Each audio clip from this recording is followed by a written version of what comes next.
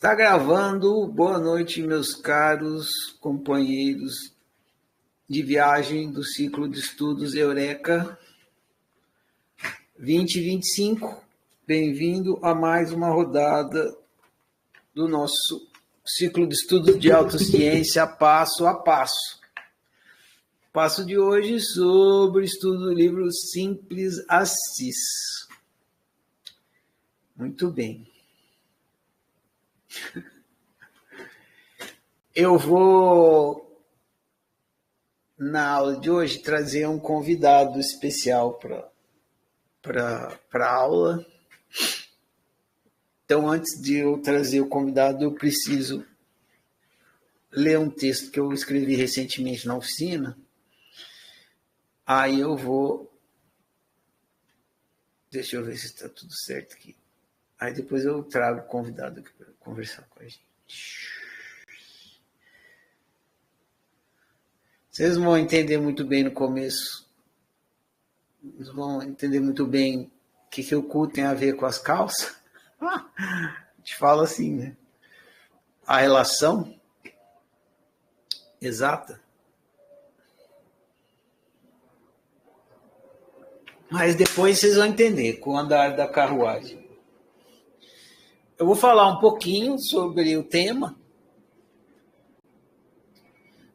e depois a gente conversa, as dúvidas que vocês tiverem, as perguntas.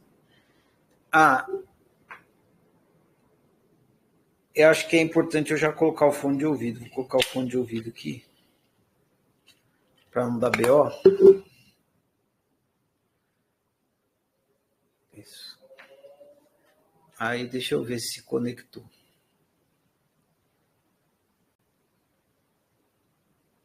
Segundo meus displays visuais aqui, conectou. Então, agora não tem mais problema da microfonia. Muito bem. Bom, um dos motivos de eu ler isso aqui tem a ver com o fato do livro estar usando a imagem de Francisco de Assis, né? A ideia... pegou um texto, um trecho da famosa oração dele, e ele é uma figura religiosa, né? Então, isso que eu vou ler aqui também tem a ver com isso, entre outras coisas.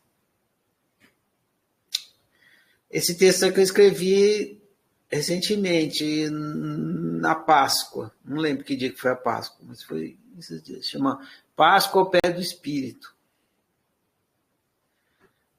Ele diz assim, ó, religião, eu estou olhando para o lado porque eu estou olhando para o texto que está aqui. Religião é simbolismo. Buda, por exemplo, não é uma pessoa, é a representação de um estado de consciência. Cristo também não é uma pessoa, também é a representação de um estado de consciência. Por isso que a religião cristã é cristã e não jesuíta. Se todos os religiosos conseguissem entender que religião é simbolismo, não haveria conflito entre religiões, haveria apreciação da diversidade. Cada religião seria como um poeta, cada religião seria como um poeta diferente, usando metáforas diferentes para falar sobre o mesmo tema. Aqui nesse texto eu não falei qual tema, né? Mas o tema de todas as religiões é o mesmo, autoconhecimento. Está falando do ser humano, né? Mas os conflitos religiosos existem. E por quê? Porque a capacidade de lidar com símbolos e metáforas é rara entre os seres humanos. Se fosse abundante, estaria cheia de poetas. Se fosse abundante, o mundo estaria cheio de poetas. Ou pelo menos cheio de leitores de poesia. Mas esse não é o caso. É preciso pensar de forma analógica para se entender uma metáfora. A lógica literal não funciona. Quando você acorda e diz, por exemplo, hoje estou com a macaca, não tem nenhuma macaca do seu lado. O que você está querendo dizer é que você está agitado. O pensamento analógico é mais difícil de ser construído. Por isso as crianças levam tudo ao pé da letra e demoram para entender o que é uma metáfora. Se você falar para uma criança, hoje estou com a macaca, a criança irá procurar a tal da macaca. A incompetência humana em lidar com símbolos e metáforas é o primeiro obstáculo para o entendimento das religiões. Mas não é o único. Símbolos religiosos dizem respeito ao autoconhecimento. Então, para se entender um símbolo religioso, é preciso ter autoconhecimento. O que eu falei que eu não tinha falado no começo, eu falei aqui. Então, eu vou repetir. Símbolos religiosos dizem respeito ao autoconhecimento. Então, para se entender um símbolo religioso, é preciso autoconhecimento. Então, além de, como é metáfora, é simbolismo, é preciso ter habilidade com o simbolismo. Mas não só isso, também precisa ter autoconhecimento. Imagine que você é cego e escute uma metáfora que expresse a beleza das cores da aurora boreal. O que você irá entender dessa metáfora? Nada. E por que não? Porque você é ignorante das cores. Porque você é cego, né? Ignorante das cores. E a ignorância impossibilita o seu entendimento. O mesmo acontece com as religiões. Não basta você ter pensamento analógico e ser capaz de interpretar metáforas.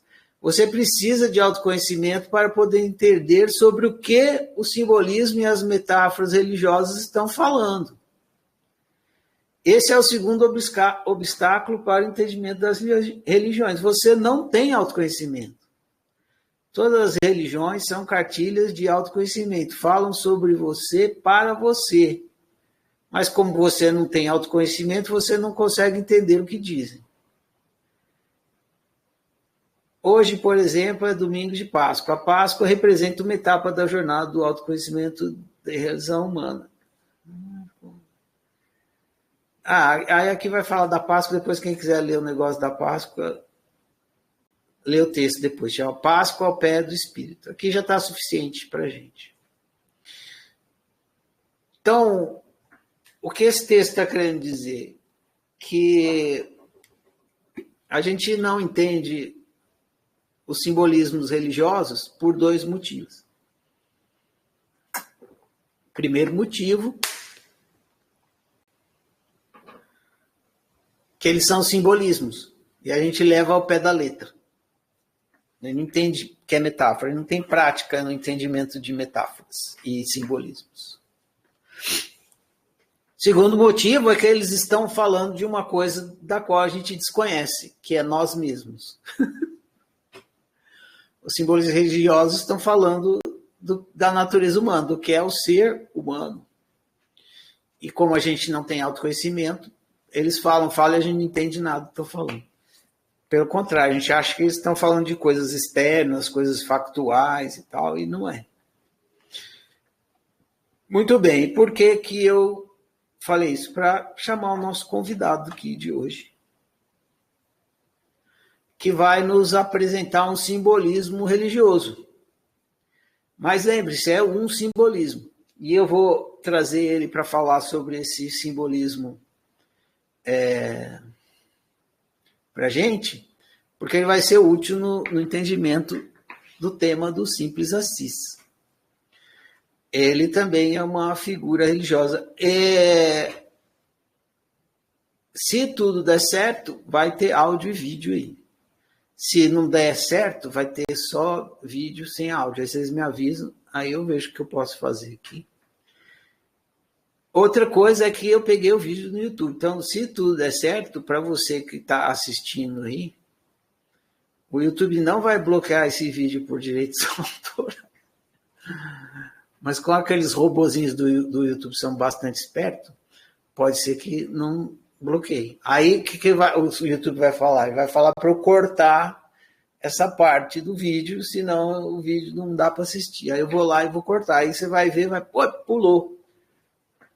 Pulou porque o YouTube cortou. Então, aí depois eu vejo um jeito aí de você ver o vídeo. Posso postar lá no canal da oficina e tal.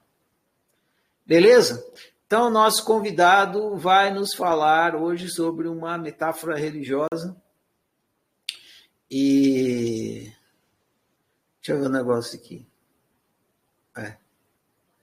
Isso aí. E se tudo der certo, vai dar certo. Vocês verem e ouvirem ele. Com vocês, meus caros, Jesus Cristo.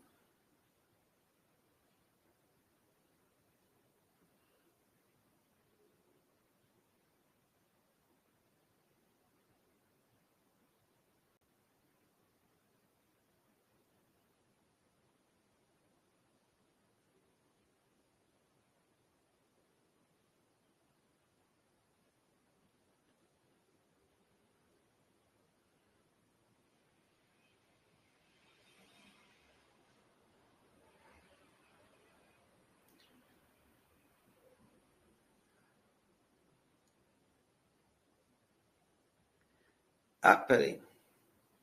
Sem áudio, né? Deixa eu ver o que eu consigo fazer.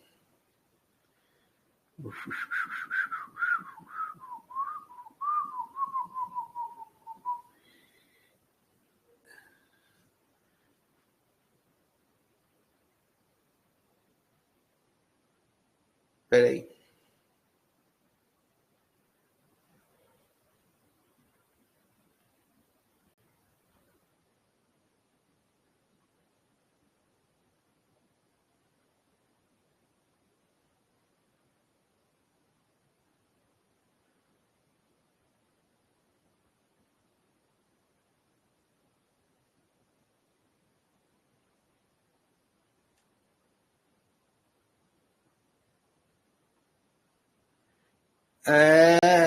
Pois é. Imaginei que isso fosse acontecer. Isso é tão legal ouvir ele falando. Deixa eu ver se eu consigo fazer uma gambiarra aqui. Peraí. Cena 2. Cena 2. Cena 2. Arquivo de vídeo.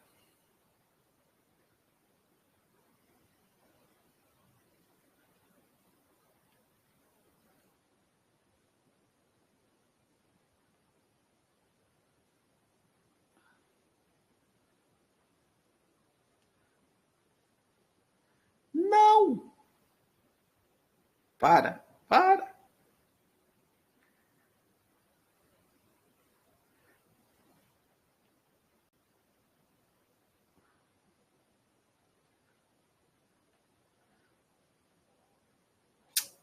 Que pena, eu vou ter que ler mesmo para vocês. Não vai dar para. Jesus Cristo não quis vir, não quis aparecer aqui. Falou, se vira você, então deixa eu ver aqui. Procurar aqui no YouTube.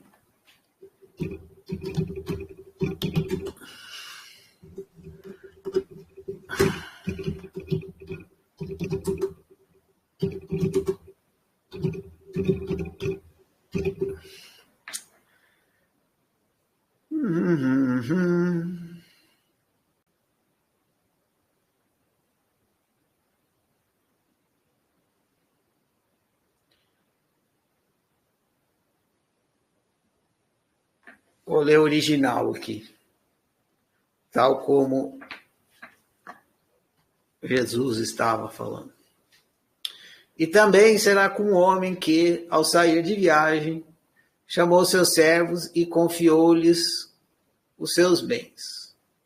A um deu 5 talentos, a outro 2 e a outro 1, a cada um de acordo com a sua capacidade. Em seguida, partiu de viagem. O que havia recebido 5 talentos, saiu imediatamente, aplicou-os e ganhou mais 5. Também o que tinha 2 talentos, ganhou mais 2. Eles dobraram, né? Agora que eu percebi que cada um dobrou. Mas o que tinha recebido 1 talento, saiu, cavou um buraco no chão e escondeu o dinheiro do seu senhor. Depois de muito tempo, o senhor daqueles servos voltou e acertou contas com eles. O que tinha recebido 5 talentos, trouxe os outros 5 e disse: Senhor, me confiou 5 talentos. Veja, eu ganhei mais 5. O senhor respondeu: muito bem, servo bom e fiel. Você foi fiel no pouco. Eu o porei sobre o muito. Venha e participe da alegria do seu senhor. Veio também o que tinha recebido 2 talentos e disse: o senhor me confiou 2 talentos. Veja, eu ganhei mais 2. O senhor respondeu: muito bom, servo, muito bem, servo bom e fiel. Você foi fiel no pouco e eu porei sobre o muito. Venha e participe da alegria do seu senhor.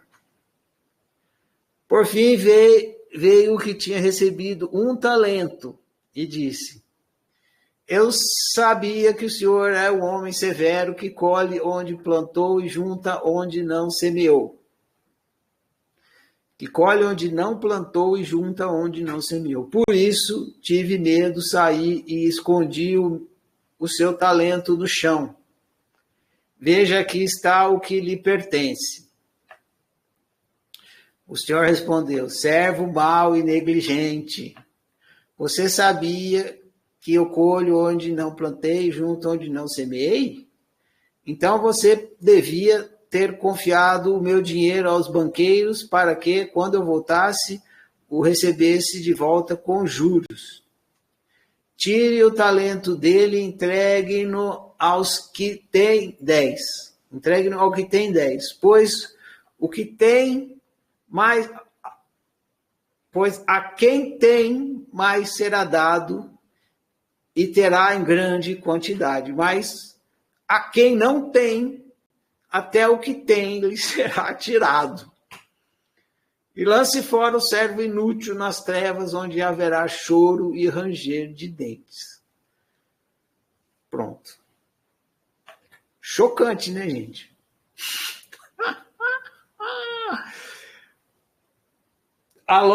Vocês leram o livro Simples Assis, e aí vocês perceberam que o Simples Assis, ele tem uma lógica contraditória à lógica comum, ordinária, que a gente tem. Na lógica ordinária, se você tem 8 e você dá 4, você perdeu 4. Né? Você tem 8, você dá 4, você fica só com 4. Então, você perdeu 4. Então, é dando que se perde. Essa é a lógica materialista. Aí, o livro Simples Assis diz que está correto essa lógica, mas ela é materialista e que existe uma lógica, ele chamou de metafísica, né? Para sair da ideia do materialismo, chamou de metafísica. Seria além da lógica materialista. E que é o oposto, né? Não é dando que se perde, é dando que se recebe. Aí fica estranho. Como é que é dando que se recebe? Se eu tenho 8, dou 4, eu perdi. Ganhei nada. Não recebi nada. Só perdi. Aí vai explicar que esse se, dando que se recebe, é dando que você recebe a si mesmo. É dando o seu potencial que você recebe o seu potencial. Porque senão o seu potencial não aflora. Aí vocês leram o livro, vocês sabem. Ele tem a ideia lá, por exemplo, o exemplo do piano franciscano, piano marxista e tal, para vocês entenderem. Mas, de qualquer forma, o que eu estou querendo dizer aqui é que a lógica não é comum. A gente não está acostumado a pensar assim. É dando que se recebe. A gente está acostumado a pensar, se eu der, eu perdi. Eu só ganho quando eu recebo, e não quando eu dou. A doação é uma perda, você perde. Então, o livro ele traz uma visão diferente, incomum para vocês. E essa parábola dos talentos também. Ela traz uma visão incomum, porque o cara, quem tem, vai ganhar mais, e quem não tem, vai perder até o pouco que tem. Aí, pô, coisa estranha, né? Por que essa parábola está falando isso? E é aí que, por isso que eu comecei a falar do texto lendo o texto da metáfora, é uma metáfora, não está falando, esse texto não se refere a nada físico. O ensinamento religioso, por essência, não está preocupado com a fisicalidade da sua experiência.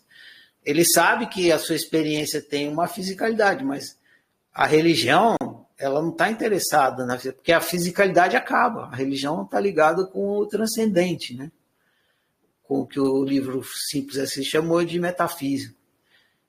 Que é uma coisa que não acaba, porque seu corpo vai morrer, tudo, as coisas físicas vão acabar. E a religião não está voltada sobre isso. O foco dela não é isso. O foco dela é o que é permanente, o que permanece. Muitas vezes a religião chama isso de alma. Então vai se voltar sobre a alma do indivíduo e não sobre o corpo. Então, a metáfora dos talentos claramente não está tratando de dinheiro de verdade, de coisas materiais. Para quem não conhece a parábola, nunca investigou o significado dela, talento era o nome da moeda em Roma. Na verdade, não era bem o nome de uma moeda, é o nome de uma medida que depois, se desse aquela medida, dava não sei quantos denários. Um talento equivaleria a não sei quantos denários. Denários era a moeda. Valia bastante um talento, pelo que eu li, estudei, aí do que tem disponível aí de explicação. Um talento valia um bocado de denário, principalmente se fosse pobre, valia bastante. Mas, enfim, a palavra talento não aparece na metáfora só por conta de ser dinheiro. Ela tem a ver com talento mesmo. E ela simboliza o valor. Né? Um talento vale não sei quantos dinheiros, não sei quantos valores. Então é uma coisa valorosa. Então a metáfora começa dizendo que um senhor, o patrão, né, ia viajar e deixou talentos proporcionais. 10 talentos, 2 talentos e 1 talento. Ele não deixou talentos iguais. Ele não colocou 10, 10, 10. Ele deu talentos diferentes. Isso significa que as pessoas têm aptidões diferentes, características diferentes. Ninguém tem exatamente o mesmo talento. Cada um tem uma unicidade diferente, um talento diferente. Então é por isso que os talentos são diferentes. Ferrari, isso aí que você está falando é coisa da sua cabeça. Eu nunca vi o Papa falando isso, nunca vi nenhum pastor falando isso, enfim, não estou nem aí.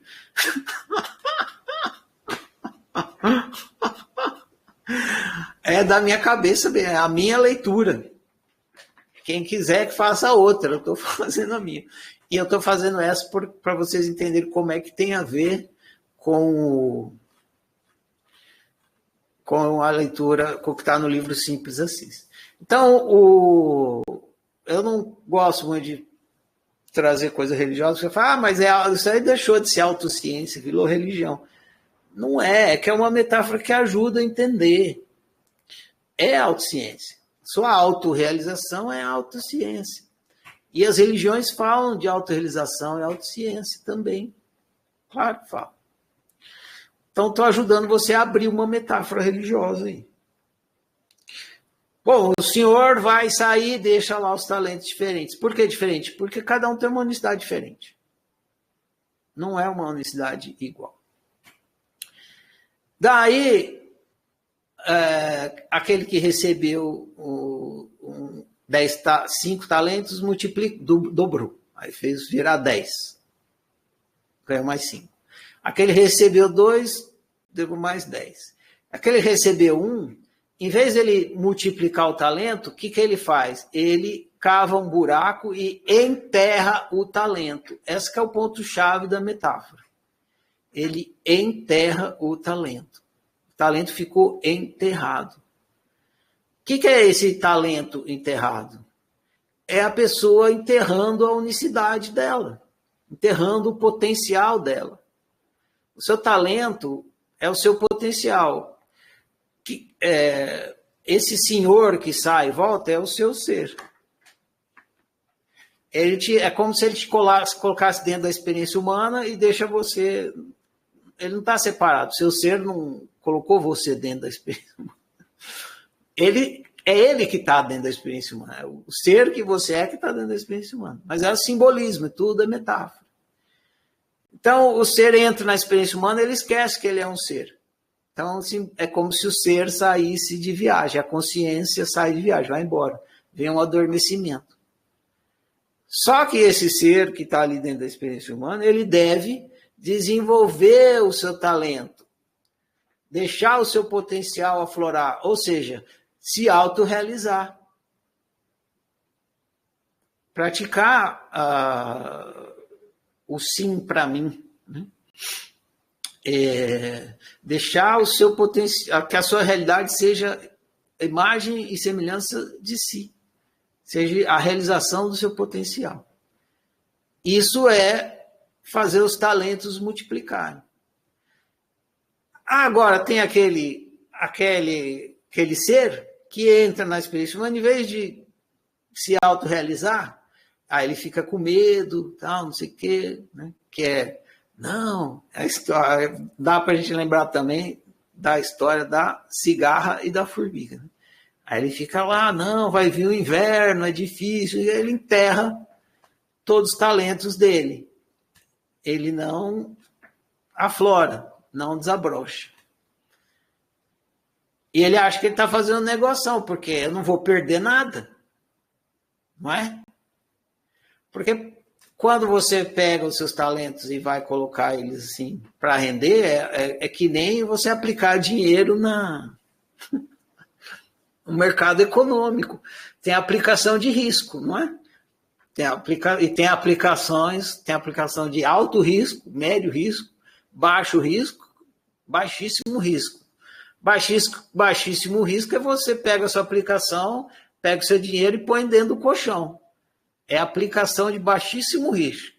Você põe dentro do colchão, ninguém pega, ninguém perde, você não perde, fica ali seguro o seu dinheiro dentro do colchão.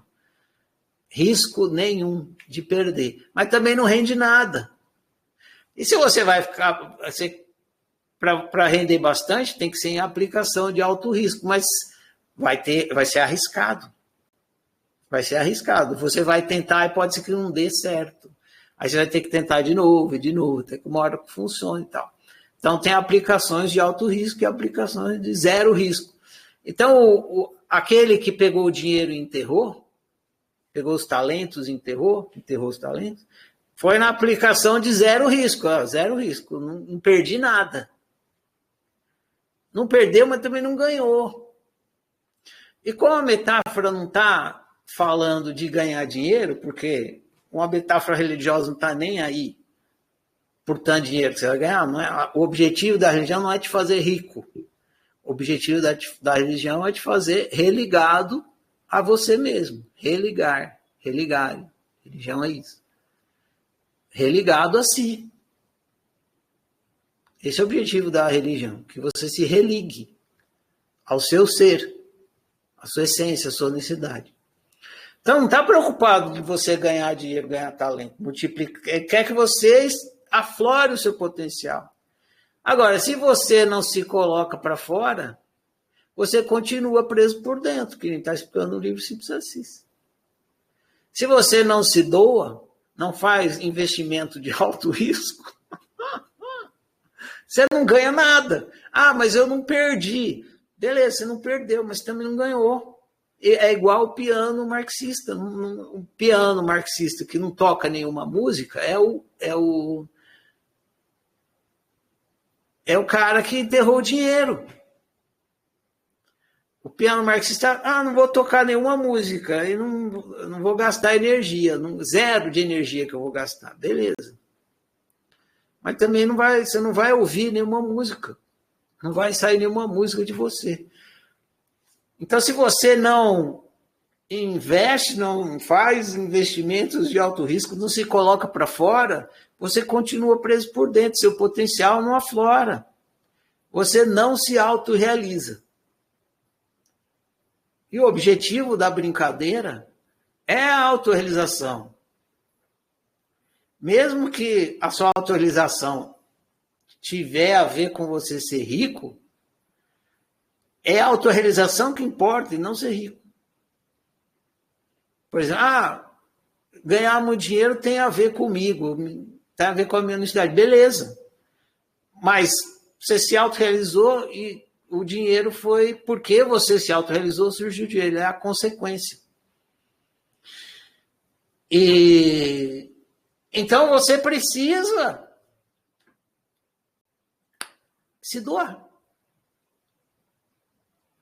Né? Você precisa dar o seu fruto. Você é uma semente que se você enterrar o talento na terra, significa autonegação. Você nega, você se proíbe de ser você. Eu não posso ser eu. Eu me proíbo de ser eu. E não é só que você se proíbe, como assim eu me proíbo de ser eu? É que da sua mentalidade foi ter uma programação mental falando para você ser uma coisa diferente do que você é. Está falando para você ser isso, aquilo, grilo e crocodilo. Você foi educado para isso. E você segue isso. Ao seguir isso, você está sendo o que te falaram para você ser, e não o que você é para ser. E não a árvore da sua semente. E não o que o seu GPS fala para você, e não o que o seu coração diz para você ser. É por isso que você não é feliz com a sua realidade. Ela não te representa. Ela representa você em um processo de autonegação. Ela representa você vivendo de forma altruísta, sendo o que o outro quer que você seja, o que o outro diz para você ser, o que o outro programou você para ser. Claro que com o seu consentimento. Você aceita. Você aceita viver sendo o outro. Mas quando você aceita viver sendo o outro, você está em autonegação. Nessa metáfora dos talentos, a autonegação é simbolizada pelo cara que foi lá, pegou o talento e enterrou. Eu acho essa metáfora sensacional. Ele enterrou. Imagina, você pega o seu talento, todo o seu potencial e enterra. Põe debaixo do pé. Fica lá oprimido, não pode sair. Por quê? Porque eu tenho que ser outro. Eu não posso ser eu. Então, a metáfora fala disso. E aí, quando o senhor volta, que seria como quando você vai avaliar, você vai avaliar se você está vivendo em acordo com você ou não. Isso é quando sua consciência volta para fazer essa análise. E pode ser em pequenos momentos, quando ela faz isso, ou quando ela faz uma análise maior de todo um processo, enfim. Mas a volta do senhor é a sua consciência vindo falar, e aí? Pensa assim, é você fazendo essa reflexão, é melhor assim. Quando você para e fala, e aí? O que eu fiz da minha vida? Né? O que eu fiz? Esse é o senhor que voltou. Né? Ou então, no meio do caminho, você se perguntando, o que eu estou fazendo da minha vida? Né? Eu não queria estar aqui, o que eu estou fazendo aqui? Eu estou no lugar errado, não era isso que eu queria. Não é esse tipo de vida que eu queria estar vivendo e tal. Então, o senhor voltando, fazendo essa reflexão. Aí, o que o senhor fala? Porque deu 10, servo bom e fiel. É assim, quando você reconhece, porra, é por aí mesmo, né? Segui meu GPS e você seguiu o seu GPS, tá? Como se você estivesse também conversando com o seu GPS. Aí o seu GPS fala assim, aí, beleza, você seguiu aí as indicações, chegou no seu destino, né? Que ele estudou. Aí o outro que deu 2, aí esse chegou também no seu destino. E o que deu 1, que destino chegou? Nenhum. Só viveu sendo o outro, não realizou nada. Não se autorrealizou. E aí vem a coisa drástica, né? Que fala que antes disso, a metáfora diz assim, você foi fiel no pouco, então te darei muito, um negócio assim. O que é isso? O que é ser fiel no pouco? Nas pequenas escolhas. Se você não consegue viver autoísta, viver sendo você nas pequenas escolhas, como é que você vai conseguir viver autoísta nas grandes coisas? Então é nas pequeninas coisas mesmo, tipo assim, escovar o dente com a mão direita. Você aprendeu que tem que ser com a mão direita. Você fala, não, mas eu gosto de escovar com a mão esquerda. Não, mas eu tenho que ser fiel a mim. Eu vou escovar o dente com a mão esquerda. Foda-se que todo mundo... Enfim, você está entendendo o que eu estou querendo dizer? Ser fiel nas pequenas coisas é nas pequenas escolhas. Viver autoísta nas pequenas escolhas. Aí você vai vivendo autoísta nas pequenas coisas e aí vão surgindo grandes coisas. E aí você vai conseguindo viver autoísta nas grandes coisas também. Viver o inútil prazer de ser você, viver em autorrealização nas grandes coisas. E se doando nas grandes coisas. Por quê? Porque você se doou nas pequenas coisas. Você se permitiu viver sendo você nas pequeninas coisas. Pequeninas, quando eu digo pequenas coisas, é pequeninas mesmo, gente. É tipo assim, que hora que você prefere acordar... que filme você prefere assistir, entende? Pequeninas coisas, cada pequenina decisão é uma pequenina coisa. E aí você vai multiplicando, toda vez que nas pequeninas coisas você executa o seu arbítrio no sim para mim, de acordo com a sua necessidade, você vai multiplicando seus talentos e vai ganhando força na sua autorrealização. E aí vão vindo coisas maiores. Agora, se você não executa nunca o sim para mim, se você está sempre no autoísmo, o que acontece? Você atrofia. Você atrofia. E é por isso que até o pouco que você tem te é tirado, porque você atrofia. Imagina que você decide nunca usar o braço. Você não usa o braço. Você pode usar o braço, mas você não usa. Você passa 1 ano sem usar o braço, 2 anos sem usar o braço, 3 anos sem o braço. O que vai acontecer? Os músculos do seu braço atrofiam. Quando você vai usar, você tinha aquela capacidade de usar o braço, mas você não consegue mais. Foi retirada aquela capacidade. Por quê? Porque alguém veio e retirou? Não, porque você não usando o braço, os músculos do seu braço atrofiaram. Então, até o pouco que você tinha vai te atirado. Você não consegue mais executar nenhuma das suas capacidades, porque elas estão todas atrofiadas. Atrofiadas. E aquele que se doou, né, que se doou no sentido de colocou a si mesmo para fora, se deu, né, deu de si, para si. Esse exercitou os talentos, exercitou as capacidades, exercitou os músculos básicos, ele vai ficar fortão.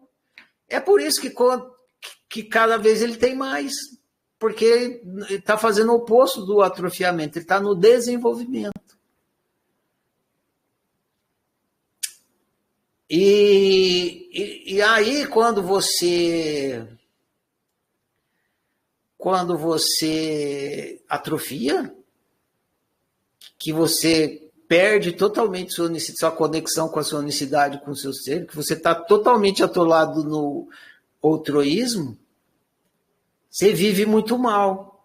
E é por isso que a metáfora termina dizendo, onde há tristeza e ranger de dentes, não é isso? Deixa eu ler aqui.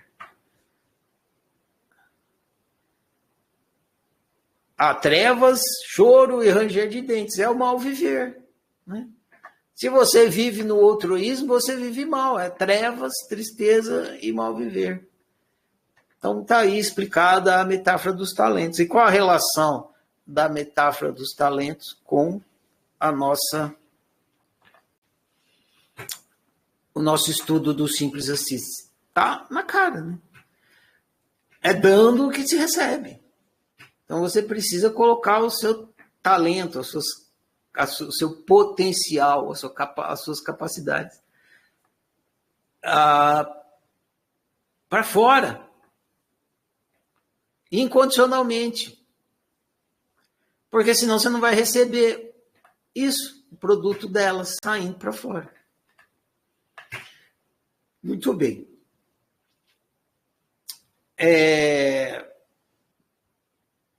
Existe uma outra metáfora religiosa que eu vou aproveitar o dia de hoje e vou deixar registrado aqui também, esclarecido segundo o meu entendimento. Aí eu vou falar, né, essa metáfora do espiritismo. E aí eu vou falar, mas isso aí não está no livro do Kardec, não sei o quê, nem Francisco Xavier não falou, quem foi que falou? Ninguém falou isso. Eu que estou falando. Eu aqui, esse cara aqui. Então, mas tá errado. Tudo bem. Se você acha que tá errado, então, para você, o que eu falei vai estar errado. E simples, não tem problema nenhum. É a metáfora, não existe salvação fora da caridade. É um clássico da cultura espírita. Não existe salvação fora da caridade. E dá-lhe sopa, né? Meu Deus, primeiro, da onde tirar a ideia que mendigo gosta tanto de sopa assim, né? Não tem assim, não, vamos fazer lasanha, vamos fazer picanha, vamos fazer cáfica, sei lá, vamos fazer macarronada, não, é sempre que é sopa, né? Tem que ser sopa. Então, não existe salvação fora da caridade. A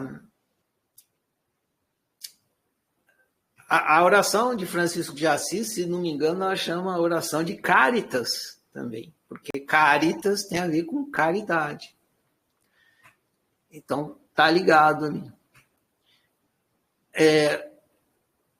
Essa frase está correta, só que ela está equivocada. Por quê? Porque a interpretação espírita dessa frase, não existe salvação fora da caridade, é uma interpretação materialista.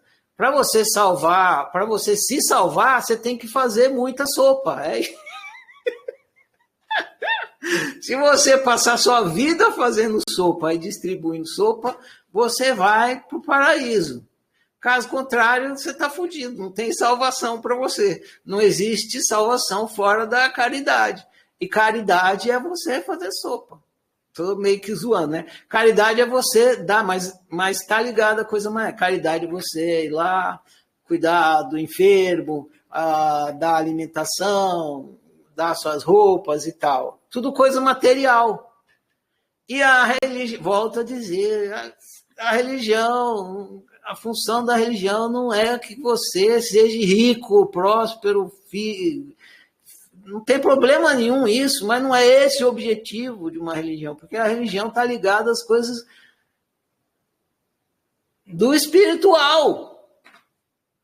E o espiritual, ele é a causa do material, então não é no material que está a causa da religião. Logo, essa frase, embora ela esteja correta, ela é entendida errada. Não existe salvação fora da caridade, não significa ficar dando comida e cuidando, e, enfim, doando tudo que você tem. Não existe salvação fora da caridade porque o seu objetivo na experiência humana é se autorrealizar. Para você se autorrealizar, você tem que dar o seu potencial, botar ele para fora. Se você não botar o seu potencial para fora, você não vai se autorrealizar. Então, você precisa botar ele para fora, dar.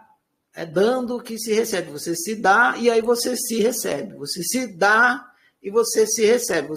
A realidade que você experimenta é que você está se dando. Então, é dando que você se recebe. Que é a mesma coisa dizer que não existe salvação fora da caridade. Você tem que dar de si.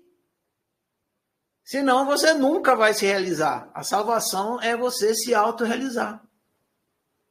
Então, se você não se doa, você não se autorrealiza. Então, você não se salva. Salvar significa você chegar na autorrealização. Então, está correto. Se você se proibir, mesma metáfora dos talentos, se você enterrar os seus talentos, se você enterrar o seu potencial, se você não fizer a caridade de dar o seu potencial ao mundo, se você não fizer essa caridade de doar o seu potencial, você nunca vai receber o seu potencial. Então não tem salvação para você está fudido. Como é que você vai se autorrealizar se você se proibir de se doar? Entendeu? Não existe salvação fora da caridade. É essa que é a interpretação metafísica da frase.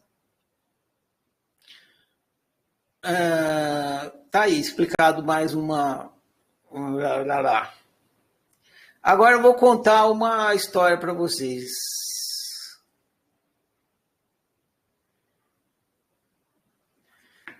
E aí depois eu abro para conversar. Eu vou contar uma história minha, mas eu estou contando para servir de exemplo, tá, gente? O Ferrari fica contando vantagem, não é isso. Não estou contando vantagem.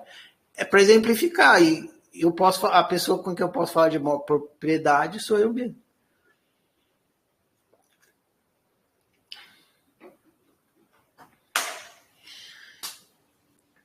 Então, eu separei duas histórias. Eu vou contar uma, depois vejo se eu conto a outra.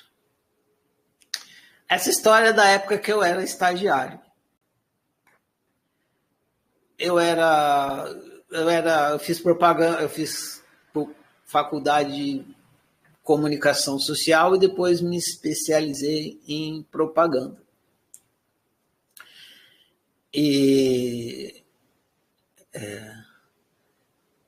Aí eu comecei a fazer estágio numa agência de propaganda famosona que tinha, quando eu morava em São Paulo. Que tinha lá em São Paulo, eu era estagiário e não era só eu, éramos quatro estagiários de publicidade, da parte de criação. Então era assim, eu fazia parte dos profissionais que escreviam, chama redator. E trabalha em dupla. O redator, que trabalha com os textos, e um diretor de arte que trabalha com imagem. Geralmente é assim, não sei se ainda faz muito tempo que eu estou afastado dessa área.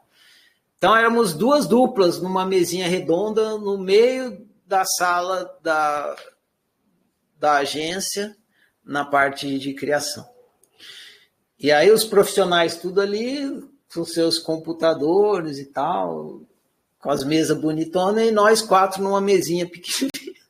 Parecia uma mesinha daquelas de bar. Só que mais ou menos daquele tamanho. Só que não era quadrada, era redonda. Mal cabia duas máquinas de escrever ali, né? Porque a gente não tinha computador. Quem tinha computador era só os caras. E naquela época também não tinha tanto computador. Estava começando o computador. E ainda e o que tinha era computador, não tinha laptop, eu acho. Enfim, nós estávamos duas duplas ali, de 2 redatores, 2 diretores de arte, a gente trabalhando em dupla, e os profissionais em volta, e o dia era assim, nós lá trabalhando, os povos trabalhando, eles davam serviço para a gente, carregava a gente de serviço lá, e queria que a gente desse conta do recado, né? E chegou um dia uma campanha de um chocolate lá para eu fazer. Aí veio uma ordem de serviço lá, eu peguei essas informações que vinham lá na ordem de serviço, comecei a pensar a respeito do que eu tinha que fazer um cartazinho que ia numa padaria. Eu tinha que inventar uma frase para o cartaz que ia ficar colado na padaria para vender o tal do chocolate. Aí eu sentei lá e eu tinha que escrever basicamente títulos e depois, se precisasse, como era cartaz, não ia precisar de texto, ia precisar de alguma informação nutricional e tal. Aí fiquei pensando títulos, assim, e eu ia escrevendo, ia pensando, escrevendo. Aí eu passei, tipo, uns 3 dias fazendo aquilo lá, 3 dias pensando. Imagina, só para vocês terem uma ideia, para fazer um cartaz de uma frase que vai numa padaria, se escreve em torno de umas 500, 600 frases. Aí eu escrevi, estava lá. Isso, 500 frases falando a mesma coisa, né? Tinha uma hora que o meu cérebro já tinha esgotado, assim, não conseguia mais pensar em nada a respeito da frase para aquele produto. Aí eu estava de saco cheio lá, eu comecei a conversar, a gente conversava um pouco assim, né, para dar uma descontraída, lá tomava um café, alguma coisa assim, para refrescar a mente. Aí teve uma hora que eu não aguentava mais pensar, eu comecei a escrever tudo o que vinha na minha cabeça, mas tudo mesmo, tipo assim, não aguento mais escrever isso aqui, pá, ponto, ai que merda, pá, nunca acaba, pá. Aí eu conversando com meu amigo, aí ele falava assim, e aí como é que tá? Aí eu escrevia o que eu tava falando com ele, tá uma bosta, isso aqui eu não aguento mais fazer isso aqui, escrever, e ia datilografando, aí no meio disso aí, vinha uns títulos, aí eu, tá, aí eu escrevia um bacana. E aí depois escrevia besteira, uma coisa. Besteira, uma coisa. Besteira, uma coisa. Aí, claro que depois eu selecionar, e foi exatamente o que eu fiz. Quando deu o prazo, limite, que deu o limite de tempo para entregar o serviço, eu peguei todo aquele monte de folha de papel sulfite e fui grifando ou selecionando as que eu achava que poderia ser frases boas para ir no cartaz do chocolate. Aí peguei um papel com umas 4, 5 frases. Assim. 4 ou 5 frases selecionadas e levei para o meu diretor, que era um cara famoso da propaganda na época. Ele é famoso até hoje, como ele é da propaganda, mesmo que eu fale o nome, talvez vocês não conheçam. Aí, levei lá pro cara e tal. Aí eu era estagiário, né? Aí levei lá, aí ele falou assim, ele leu as 4 frases e olhou para mim. Ele leu as 4, olhou para mim e falou assim, quantos dias você teve para fazer esse serviço? Eu falei, tô 3 dias aqui labutando, né? Aí ele falou, isso só fez essas 4 bosta aqui? 3 dias para escrever essas 5 merda aqui? Você não fez nada melhor que isso? Aí eu fiquei, né? Eu fiquei assim. Fiquei numa sinuca de bico, que chama, né? Fiquei numa encruzilhada. Se eu falasse que sim, eu era um estagiário relapso, porque eu fiquei 3 dias fazendo o quê? 3 dias para escrever 5 frases? Qualquer um escreve 5 frases em 3 dias. E, além disso, eram frases horríveis, segundo o critério dele. Era lixo. Então eu falo, se eu falar que sim, ele vai falar, porra, nunca que eu vou te dar um emprego aqui, você está fudido, né? Você não merece. Se eu falar que não, ele vai perguntar, então cadê as outras? Ele vai ler as outras e ele vai ver que está pior ainda, né? Mais lixo ainda, porque eu só escrevi besteira lá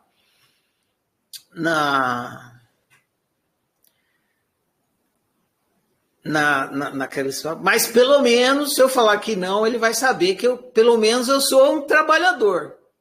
Eu posso não ser um bom trabalhador. Eu posso não estar produzindo o produto que ele queira que eu produza, mas que eu tô com a mão na massa, eu tô. Aí eu fiquei assim, aí eu fico com a moral de que eu meto a mão na massa, mesmo que for ruim, ou falo que foi só essas 5 e ele vai achar que eu sou desleixado. Aí eu decidi pelo mão na massa, né? Não, vou falar, eu vou dizer que tem mais coisa, para ele perceber que pelo menos trabalhador eu sou, né? No mínimo isso. Aí eu falei assim, não, eu escrevi várias, mas essas foram as 5 melhores que eu achei, né? Que eu selecionei. Aí ele falou, então cadê as outras? E eu tinha pegado todas as outras. Essa história é verídica, gente. Estou contando para vocês o que aconteceu mesmo. Tinha pegado todas as outras páginas e jogado no lixo.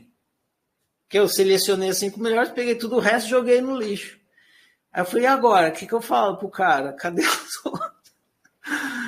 Aí ele estava meio do lado da mesa, o lixo estava do lado da mesa, eu apontei, falei, tá ali, joguei no lixo. Pô, daí aconteceu a coisa mais sensacional dessa história. O cara se agachou, foi no lixo, pegou o calhamaço de folha. E eu fiquei assim, né, temeroso. Falei, porra, achei bacana da parte dele, ele não falou para eu pegar, ele mesmo foi lá e pegou no lixo, foi lá, olhou, ele viu aquele monte de coisa, ele foi lá, se agachou assim, pegou. Essa aqui? Essa aí. Aí foi agora que fudeu. Aí fudeu, né? Ele vai ler todas as merdas que eu falei, né? Aí ele começou a folhear e ler, com uma caneta na mão, assim. Folhear e ler as frases que tinha e as merdas que tinha ali. Aí ele lia, ele dava umas risadinhas assim, que deve estar lendo as merdas. De repente ele começou. Porra! Do caralho! Aí ele virou mais umas 3. Nossa! Do caralho! Virou mais umas 3. Puta que pariu do caralho! Aí selecionou mais umas outras 4, 5 lá. Falou, põe essas 5, 4, entrega lá para produção. E saiu, me deixou ali, perplexo. Por que perplexo? Porque eu tinha me jogado no lixo.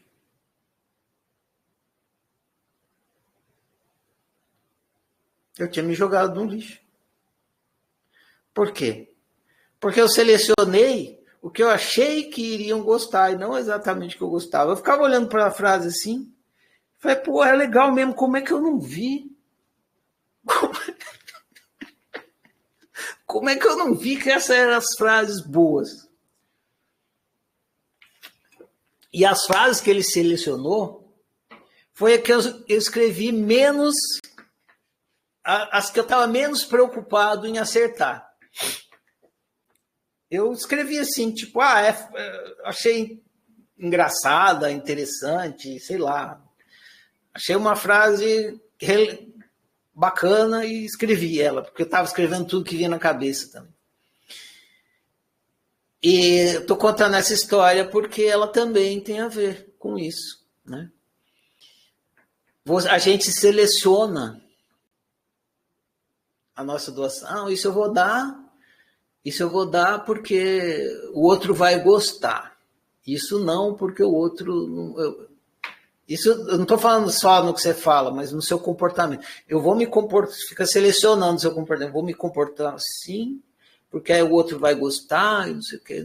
Você não é natural, você não é do seu jeito, você não fala o que você pensa, o que você sente. Você não se comporta como você acredita que você deveria se comportar. Você se enterra, como conta a mentalidade dos talentos. Você se proíbe. Você não se permite, você não se doa. E aí você não se descobre. Você não se descobre. Porque quem não se coloca para fora continua preso por dentro. Se esse cara aí, que nem sabia o que estava fazendo, outro dia eu contei essa história para um desses caras que estava lá na mesinha redonda, o diretor de arte, só que ele não era a minha dupla, ele era a dupla do outro redator. E nós quatro, a gente conviveu muito tempo ali, então, e passamos o mesmo perrengue, a gente ficou muito amigo. Só que ele não viu essa história, eu contei para ele, ele falou, porra, sensacional, cara. E o cara foi bacana, né, de ir lá fazer isso. Então, ele nem sabe o que ele fez, cara, mas foi bacana demais ele ter feito. Ele me ajudou a me desenterrar. Ele me deu permissão, seja você. De outra forma, o que ele falou foi assim, ó, seja você. Eu não quero que você fique tentando ser alguma coisa, eu quero que você seja você. E eu, naquelas frases horríveis lá, horríveis não, que estavam lá, que ele encontrou depois, eu estava sendo eu. E naquelas que eu selecionei, aquelas que eu achei, que eram as frases certas, que seriam aprovadas e tal, e tal, e tal. Dentro do critério de certo e tal, do que deveria, do que era comercial, do que era vendável, e papapi, papapopopum. Mas trazendo isso para a autorrealização. Por isso que estou contando essa história. Trazendo isso para a autorrealização. Se você se permitir ser você, você vai se espantar com as coisas que vai sair de você que você nem imagina. Você fala, puta, eu nunca imaginei que eu pudesse dar esse fruto, que eu pudesse viver esse tipo de realidade, que eu pudesse... Vai ser isso. Só que isso não vai acontecer se você não se permitir ser você. Se você não se permitir seguir o seu GPS. Eu nunca imaginei que eu ia chegar, né, na oficina, por exemplo. Não era um ponto B, eu vou sair daqui. Não, foi nas pequenas coisas, como diz na palavra do talento. Eu fui fazendo pequeninas escolhas. Tipo, escovar o dente com a mão que eu queria, em vez de como me falaram. Né? Beber água do jeito que queria, mas não do jeito que me ensinaram, que tinha que ser. Coisas pequeninas, eu fui fazendo escolhas pequeninas, pequeninas, pequeninas, e aí foram surgindo escolhas maiores e maiores e maiores, e agora eu estou na oficina e eu continuo fazendo a mesma coisa, eu não sei para onde que vai. Eu só sei que quanto mais eu vivo em seguindo o meu GPS, me permitindo ser eu mesmo, vai brotando. E aí eu vou espantadamente e maravilhadamente vendo, porra, isso aqui saiu de mim. Esse meu trabalho também tinha uma coisa muito interessante, que era a folha em branco. Quando a gente recebia a ordem de serviço, tudo que a gente tinha na nossa frente era uma folha em branco. Em branco, não tinha nada. E a gente tinha que tirar tudo do nada. Né? Igual um escritor. O escritor senta e ele está ali em frente à máquina e está aquela folha de papel sulfite em branco. Não tem título, não tem a primeira linha, não tem nada, absolutamente nada, porra nenhuma. A folha é em branco. E o cara começa e digita a primeira letra. Tá. E a segunda, tá. E a terceira, tá. E daí uma frase, tá. E daí um parágrafo, tá, tá, tá, tá, tá. E daí outro, tá, tá, tá, tá, tá, tá, tá, tá, tá, tá, tá. E de repente tem uma história inteira ali, um romance, um livro. E aí o cara olha e fala, porra, não acredito que isso aí saiu de dentro de mim, né, velho? Onde é que tava isso aí? Só tinha uma folha em branco aí. Quem não se coloca para fora nunca vai ver, né? Se você não se doa, você não vai produzir.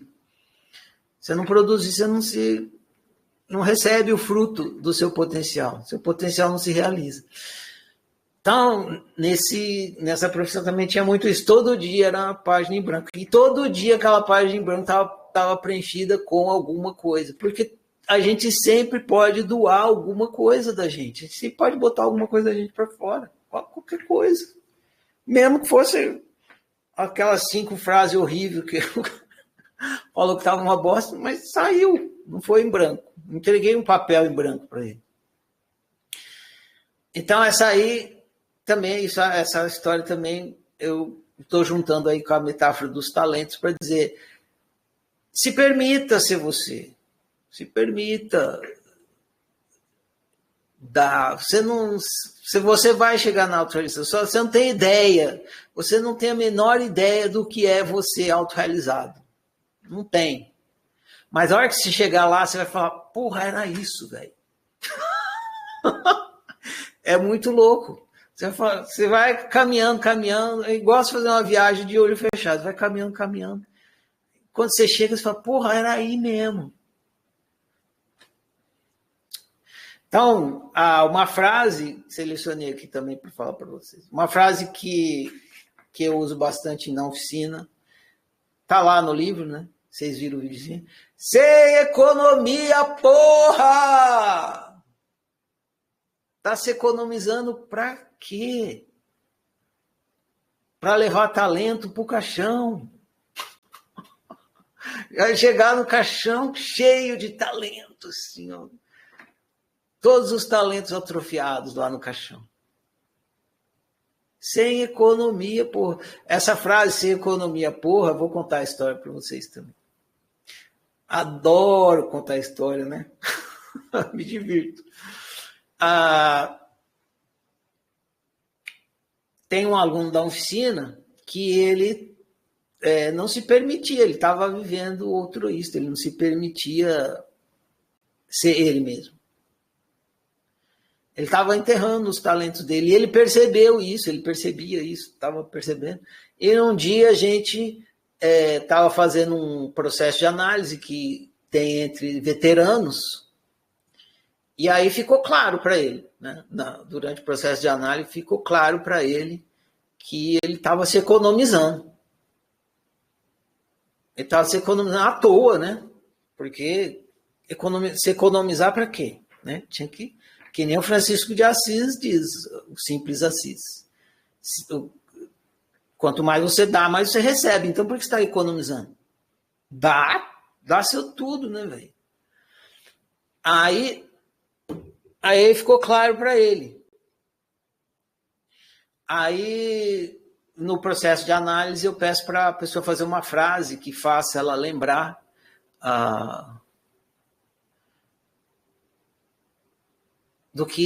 da eureka que ela teve no processo de análise. E eu acho que ele fez essa frase, sem economia.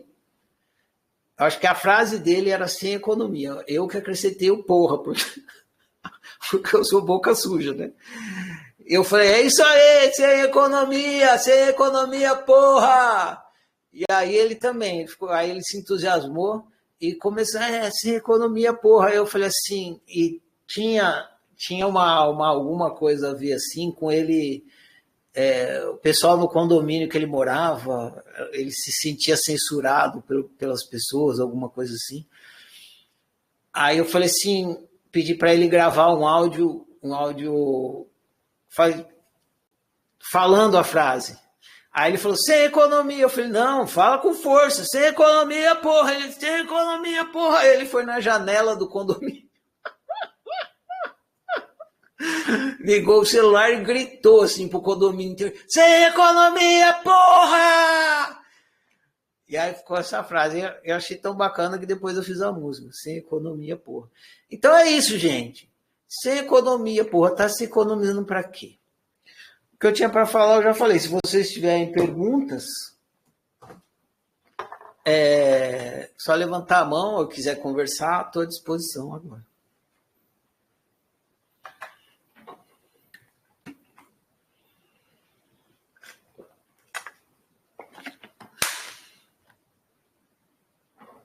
Sem economia, porra. Não vai economizar a pergunta não, gente. Vai lá.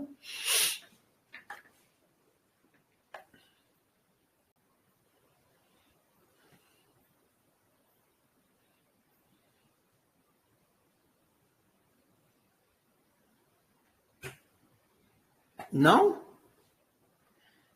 Ninguém tem nenhuma pergunta, nem quer falar nada, conversar nada?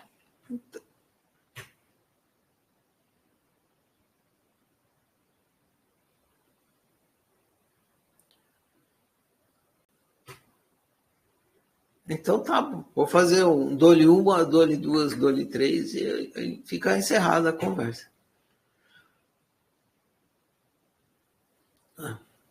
Luciana levantou a mão aqui. Essa aqui não economiza mesmo. Né, pessoal? Tudo bem? Boa noite. Caracteres e palavras, não sei economia, porra. Pode falar, Luciana. Boa noite. Ia dar um... Se eu tivesse jogado fora o trem lá no lixo, sei lá, ia ter dado um calhamaço. Ei, gente, boa noite. Boa noite, professor. Professor, só queria que falasse mais desse livro, porque esse livro é muito maravilhoso. Ele, pelo menos para mim, assim, ele me trouxe um novo aprendizado, assim, de... Sabe aquela coisa assim que você vai criar a sua realidade? De fato, esse livro, ele realmente me trouxe isso. Eu crio a minha realidade. Todos os livros falam sobre isso, mas esse me trouxe o sentimento, né? Ele me trouxe o sentimento. O sentimento que eu expresso, ele é tão poderoso que vendo que é por meio de mim, que eu sinto, eu tô conseguindo, assim, neutralizar outras mentalidades que antes me invadiam, sabe? Então, assim, antes, quando uma mentalidade ia me invadir com algum pensamento e eu ficava triste, eu agora consigo ver que, na verdade, era a minha mentalidade também que não estava aceitando muita coisa, né? E deixando elas de lado e emanando o que eu quero emanar, eu crio outra situação. E aí vem muito de encontro com aquele outro poema que o senhor colocou da razão, né? Então, eu não queria que essa aula terminasse, por isso que eu coloquei aqui para falar, porque, sei lá, essa semana foi maravilhosa para mim. Eu consegui ver isso, eu consegui realmente escolher, assim, acontecia uma coisa do lado de fora negativa, mas eu consegui escolher um sentimento, eu consegui olhar aquilo de outra forma, eu consegui ver beleza no simples, no inútil prazer de ser, né? E conseguir isso, né? Neutralizar outras mentalidades que entravam com todo o furor, como um dia eu fiz, né? E faço ainda, né? Tô precisando melhorar muito ainda, mas assim, pelo menos eu já tive esse vislumbre, sabe? Esse livro, eu acho que ele é impactante, né? E bastante agradável, porque ele é bastante poético, né? Ele pega uma frase que é uma frase poética de um poema, uma fala do Francisco de Assis que é toda metafórica, poética e bela. E o livro vai desenvolvendo a partir dessa fala, e a escrita dele é bastante poética também.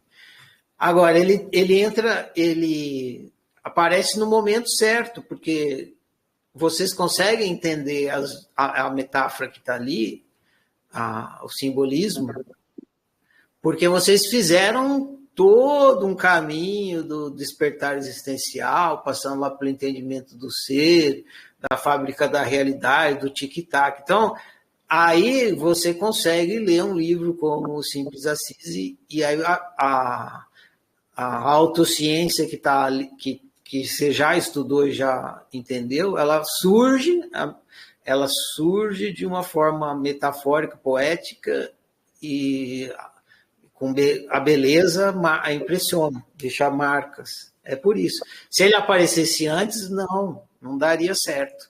E realmente, esse livro é recente, eu escrevi, eu acho que ele ano passado, justamente por isso, porque não dá para começar por um livro desse. Você tem que ter toda uma maturidade para ler um livro desse e conseguir entender a autociência que tem ali. Senão, você vai achar que é um livro religioso, e não é, um livro autocientífico. Mas escrito de uma forma poética, bem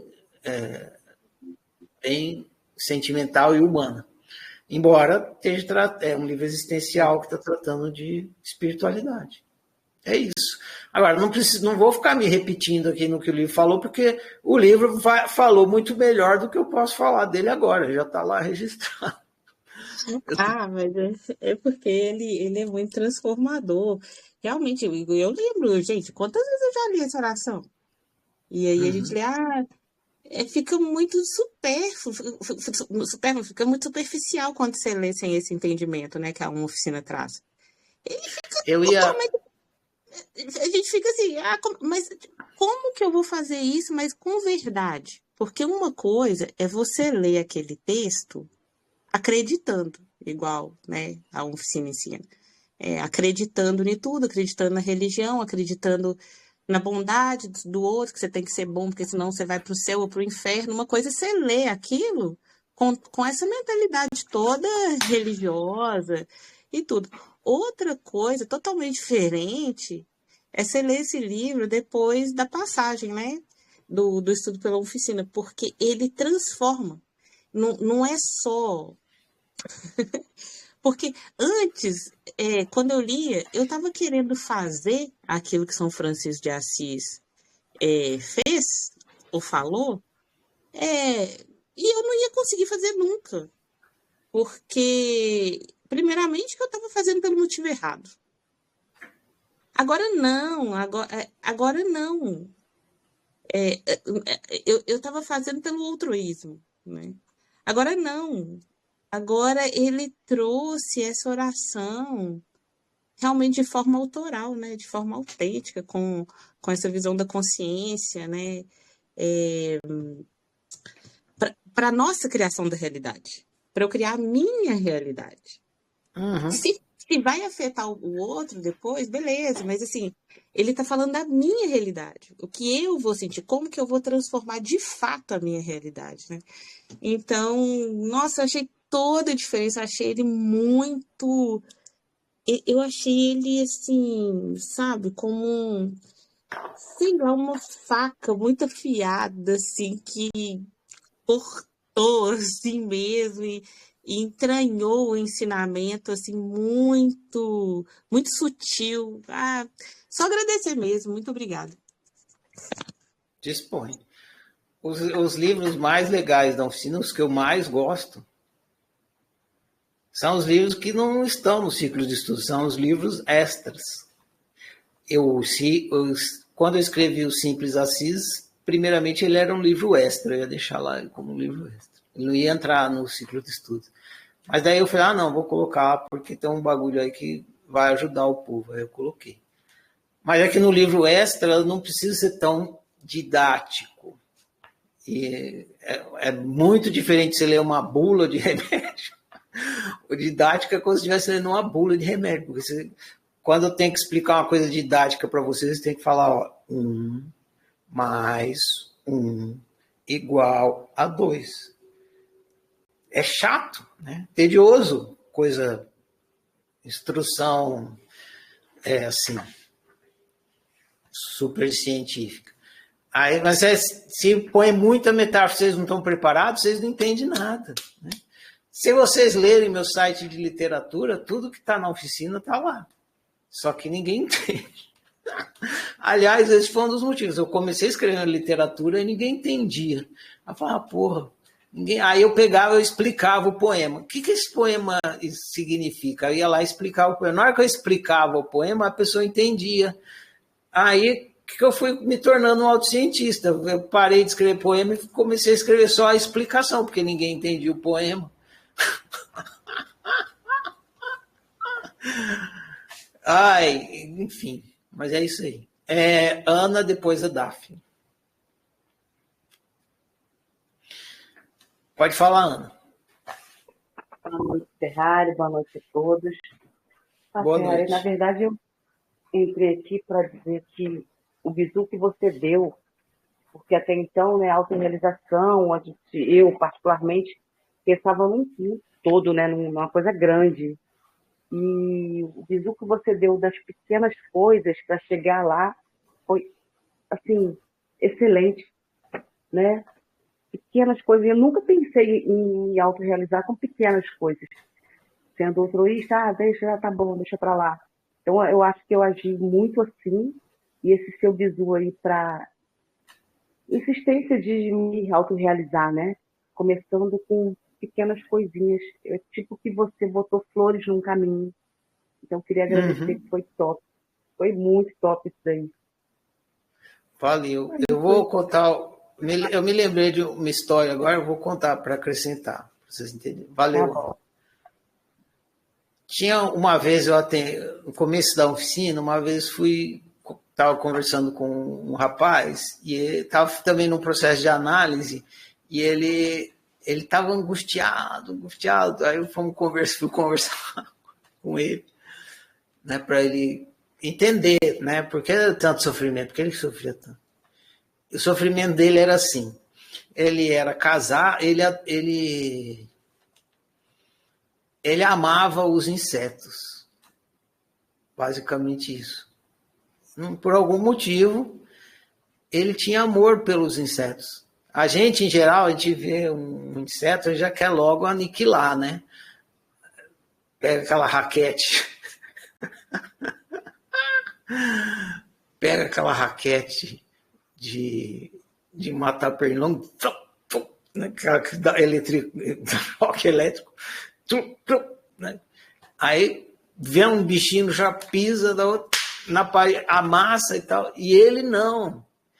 Por algum motivo que é dele, da unicidade dele, quando ele via um bichinho que estava dentro de casa, ele ia lá, pegava o bichinho no copinho ou no papelzinho, de um jeito delicado, pegava o bichinho, o insetozinho, e delicadamente botava no jardim. E ele se sentia muito bem fazendo isso.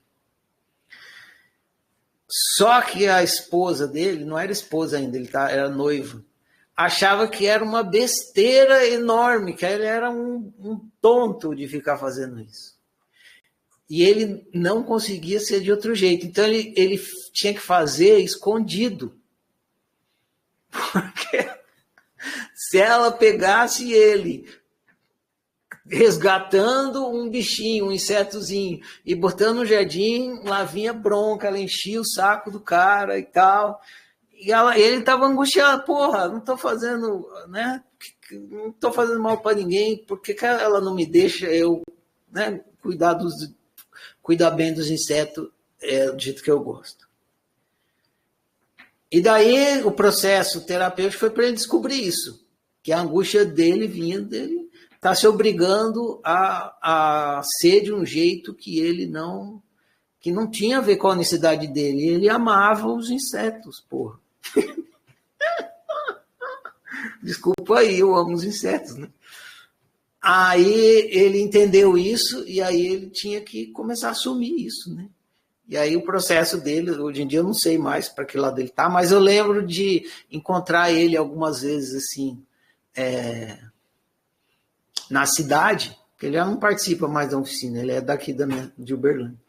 E ele fala, pô, você me ajudou demais, aquilo lá melhorou muito e tal, estou trabalhando bastante naquilo e tal. Enfim, ajudou bastante. Mas por que eu estou contando essa história? Era ele ser fiel com ele nas pequenas coisas. Ele não vai mudar o mundo resgatando a formiguinha e botando a formiguinha no jardim. Mas ele vai resgatar ele. Ele vai resgatar a conexão com a unicidade dele. E a hora que ele, através de resgatar a formiguinha e botar no jardim, através desse resgate que ele faz, que essa pequenina coisa da conexão dele com a unicidade dele, vão vir coisas maiores e maiores e maiores, daqui a pouco ele se resgatou inteiro. E às vezes ele está tomando decisões que afetam o mundo inteiro de uma forma positiva. Aí. Porque ele começou resgatando uma formiguinha e botando no jardim. Então é nas pequenas coisas. Nesse final de semana teve encontro dos oficineiros aqui de Uberlândia, eu tentei passar isso para eles, que é nas pequenas coisas. Foi uma das coisas que a gente conversou. Porque a gente quer fazer a mudança gigantesca. A gente quer apertar o botão e mudar todo o sistema social e o comportamento de todas as pessoas do mundo. Não. Você tem que atuar, a parábola dos talentos está falando assim, nas pequenas coisas. Você nunca vai conseguir lidar com uma coisa...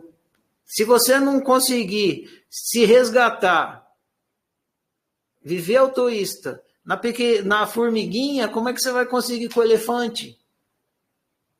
Vai chegar uma situação elefante para você, você não vai conseguir. Por quê? Porque você não conseguiu com a situação formiguinha. Então é muito importante isso mesmo. Você tem que ir se resgatando no seu autoísmo nas pequeninas coisas mínimas. Tem um poema que eu escrevi que diz isso. Não importa o tamanho do passo. Eu acho que chama poema do milímetro. E não importa o tamanho do passo, importa a direção.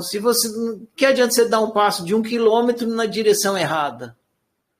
Não, é muito melhor você dar um passo de 1 milímetro na direção certa. Não, vocês já querem sair correndo. Para onde? Por lado que falar que tem que ir. Não. Você tem que dar um passinho mínimo, pequenininho, na direção do que o seu GPS fala para você ir. Isso aí, Ana. Valeu. Pode falar, Daf. Boa noite, Ferrari. Boa noite. Pessoal. Entrei atrasada na aula e preciso rever depois. Mas, enfim, eu acho que eu tinha entendido totalmente errado o livro da semana, Ferrari. Inclusive, até vendo aqui na explicação que você deu para Ana, enfim, já até respondeu parte do que eu ia perguntar. Não é nem bem uma pergunta, é mais para compartilhar uma situação, assim, de repente ver o que dá para agregar, né? Se agregar. Há uns 2 anos atrás, eu comecei a fazer terapia, né? Mas foi por um outro motivo e, de repente, eu enveredei pro sentido do autoconhecimento, que eu gostei bastante. E eu lembro que teve uma época que eu falava assim, parece que minha consciência dentro de mim estava começando a gritar, tipo, como queria dizer assim, eu quero me realizar, tipo, eu tinha vontade de fazer muitas coisas. E eu percebia que hoje, né, olhando, refletindo, parece que eu reprimia, por medo de julgamento, por não me achar boa o suficiente, por achar que eu não dava conta, que eu não era capaz e tal. E até hoje eu lido com isso. Eu tenho muita, muita dificuldade de, às vezes, dar um passo na direção das coisas que eu estou no sentimento de fazer, aquele sentimento que vem da intuição mesmo, sabe? Para mim é muito difícil, muito difícil. Eu lembro que eu falava assim, no auge assim dos meus devaneios, eu falava para minha terapeuta, eu queria tanto, tanto, tanto, tanto quebrar essas.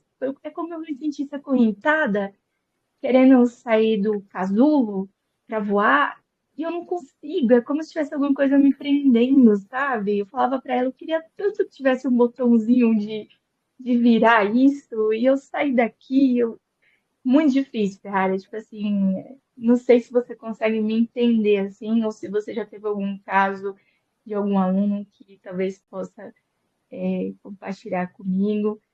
E eu tenho essa dificuldade, sabe? Eu percebi que eu tive pequenas melhoras, assim, é, ela foi me trazendo um pouco mais de luz sobre essas questões, e a oficina está me ajudando bastante. Inclusive, até a explicação agora que você deu por último sobre as pequenas escolhas e tudo mais.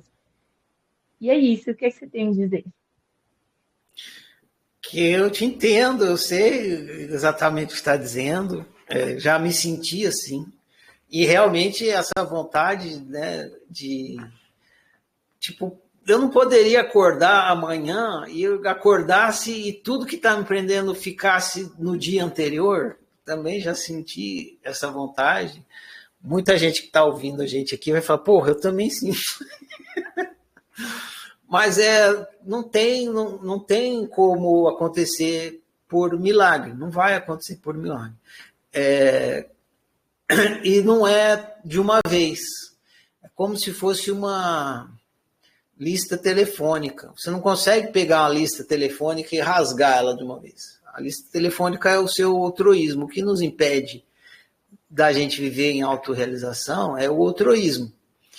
E o altruísmo é como se fosse uma lista telefônica. E não dá para a gente pegar essa lista telefônica e rasgar assim. Ó. São muitas páginas. Mas se você for rasgando uma página de cada vez da lista telefônica, vai chegar uma hora que você rasgou a lista telefônica inteira. Então,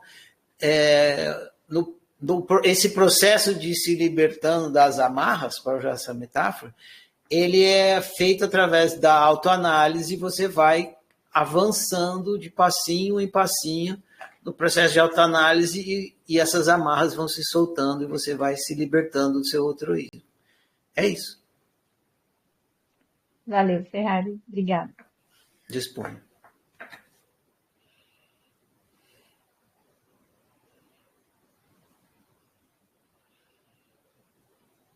Luiz, filho de Januário. Fala, Luiz. Boa noite, boa. Boa Tá noite. me ouvindo bem, Ferrari? Eu tô te vendo bem e ouvindo médio. Não, tô ouvindo bem. Vê se... Tá ouvindo bem mesmo? É o suficiente. Eu não sei o que tá acontecendo aqui, mas... Enfim. O microfone o microfone, ele é externo ou ele é... Não, é do próprio celular mesmo. Eu botei abaixado agora. É porque eu tô numa sala diferente. Eu não sei se é internet. Tá, mas agora você tá assim, ó, de lado. Então, pera aí, deixa eu botar assim. Aí, beleza, agora você tá... Pra ver se melhorava o som. Fica tranquilo, eu te ouço o suficiente para te entender. Então, tá bom.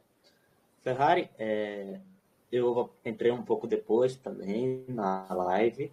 E aí eu vou assistir antes do que foi dito. Mas eu fiquei com a dúvida do livro.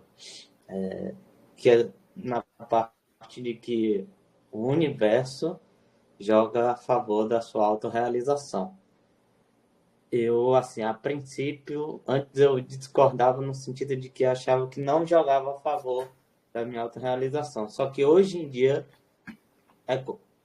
no meu entendimento, é quase como se fosse neutro esse universo. Tipo, cada ser está procurando a sua autorrealização, e se isso pode implicar ou não implicar na minha autorrealização, em acordo. Então, claro eu não que sei sempre depende de você. O universo inteiro pode trabalhar a favor da sua autorrealização. Se você decidir se enterrar, conforme a metáfora que a gente estava usando desde o começo aqui, negar, proibir a sua autorrealização, você não vai se autorrealizar. Depende da sua decisão.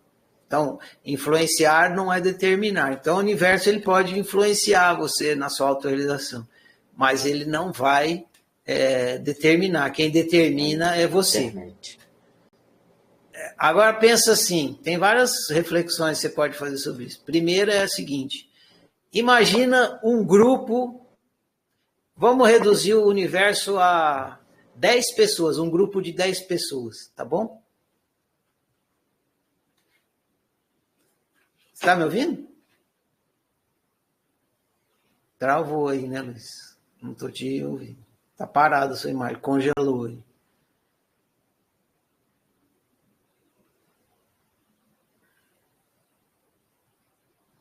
Esperar o Luiz voltar. Para. Papararararararara. Pararararararara. Pararararararara. Pará. Aí, Para. voltei? Tá me vendo e ouvindo? Sim. Você está perto do roteador ou está muito longe?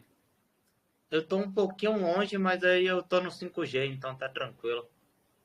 Então tá. Bom, vamos reduzir o universo a 10 pessoas, tá bom?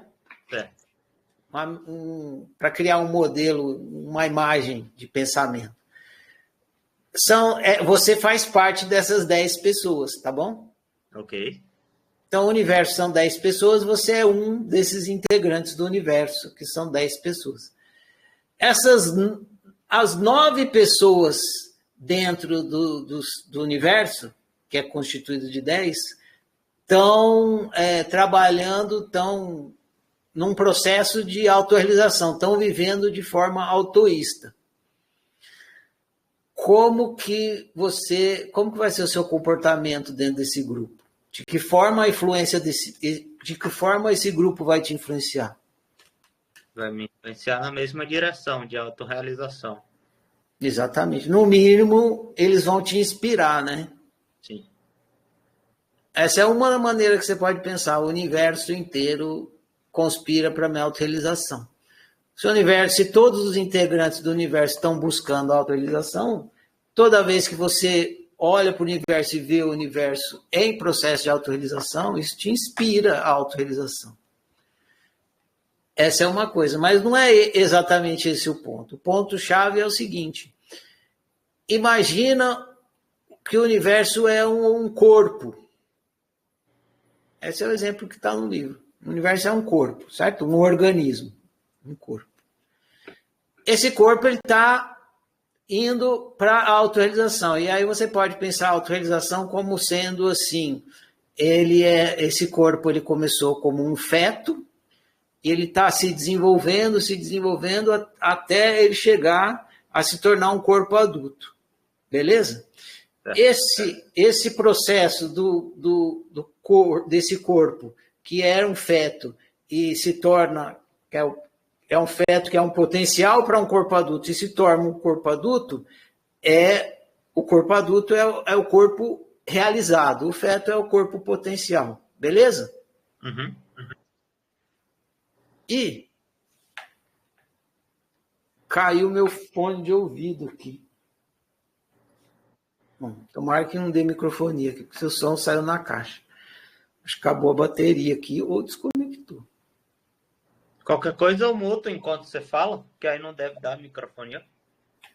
Não tá dando. Vou baixar o volume aqui, que eu te ouço e não deu microfone. Certo. Eu acho que o problema no som, então, não era o seu, era aqui. Porque o fone é Bluetooth, deve ter acabado a bateria. Aqui, no lugar onde eu tô. Não, melhorou até agora. Agora estou te ouvindo melhor. Então, esse corpo, ele está num processo de autorrealização. Imagina que você é uma célula dentro desse corpo.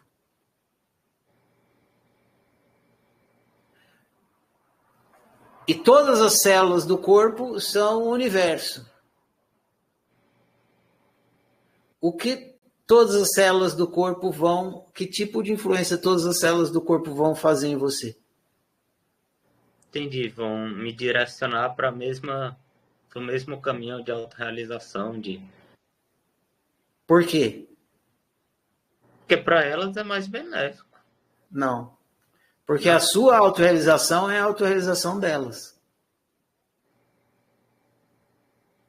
Entendeu? Uma célula em um corpo que não se autorrealizou é um corpo que não se autorrealizou 100%.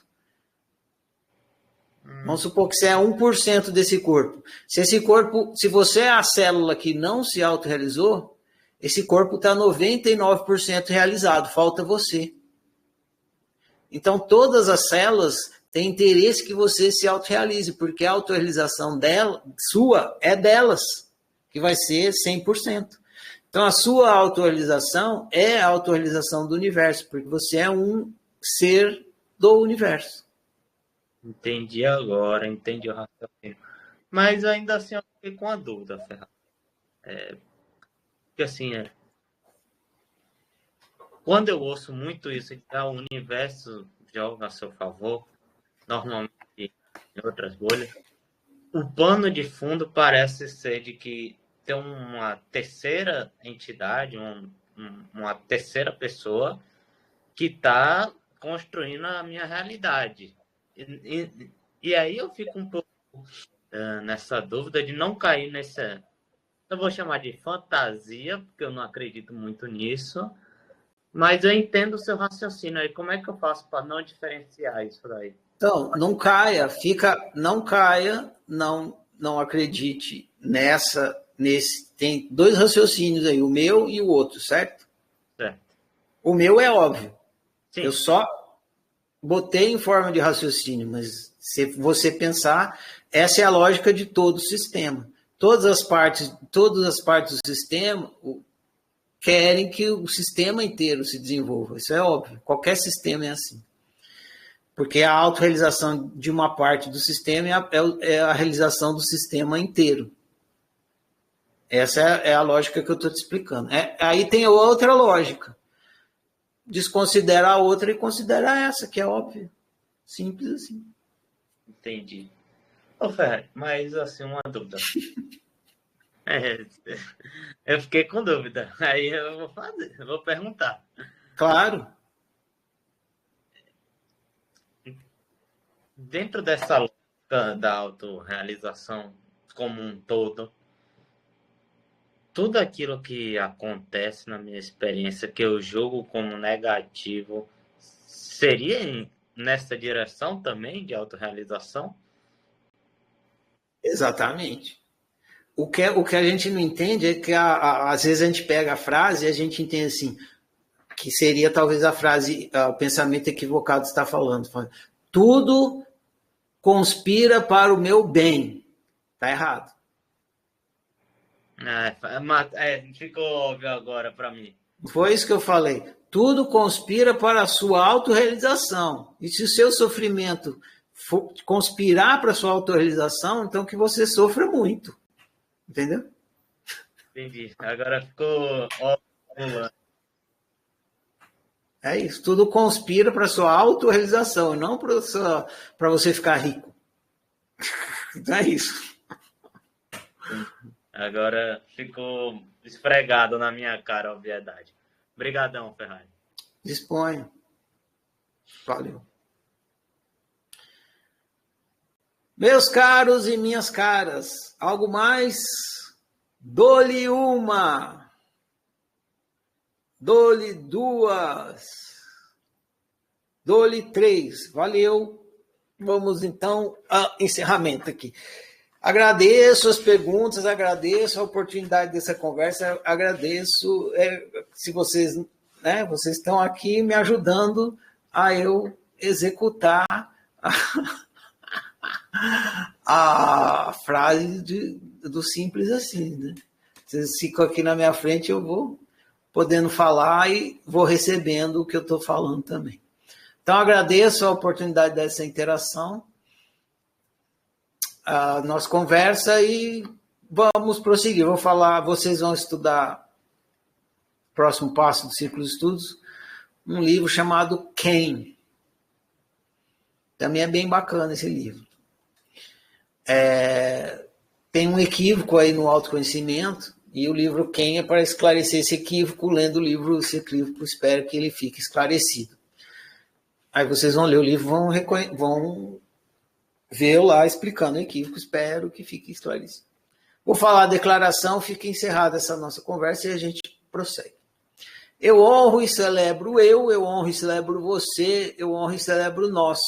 Eu honro e celebro a minha diferença, eu honro e celebro a sua diferença, eu honro e celebro a nossa diferença. Eu sou outro você, você é outro eu. Nós somos todos e cada um. Por isso, toda forma de exclusão, desrespeito que em mim chega de mim não passa. Eu sou por minha unicidade, eu sou por sua unicidade, eu sou por nossa unicidade. Que o meu viver confirme as minhas palavras. E assim seja. Bom demais, gente. Prossigamos.